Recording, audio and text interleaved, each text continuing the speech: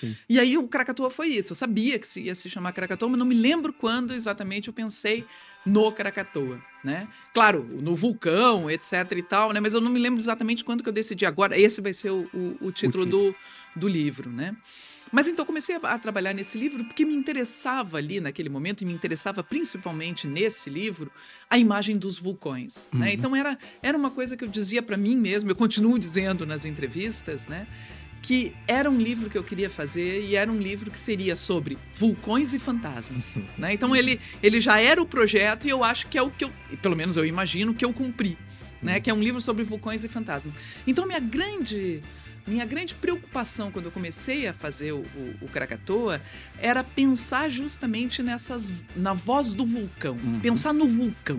Né? Então essa imagem do vulcão, para mim, era uma imagem muito forte, essa força da natureza, uma força destrutiva da natureza, né? E claro, aí sim a gente pensa, não por acaso eu peguei o Krakatoa, que é o vulcão responsável pela segunda mais violenta, mais mortal erupção da história, né? O primeiro é Tambora, talvez porque o nome não seja tão bom, por isso que ele não se chama Tambora, né? Ele se chama Krakatoa. Krakatoa é muito melhor.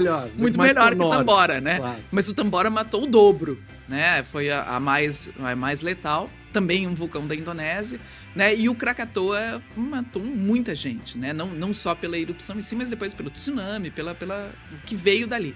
Então me interessava muito essa força da natureza. E uma imagem que para mim era muito forte, né, que eu imaginava, né, era uma imagem musical. Eu queria fazer, porque o vulcão ele não fala, ele só canta, né, os vulcões. Os vulcões no livro eles não falam. Tem a voz do fogo, né, que lá pelas tantas o fogo diz, não, ele canta na minha língua, falando de um homem, né, ele canta na minha língua.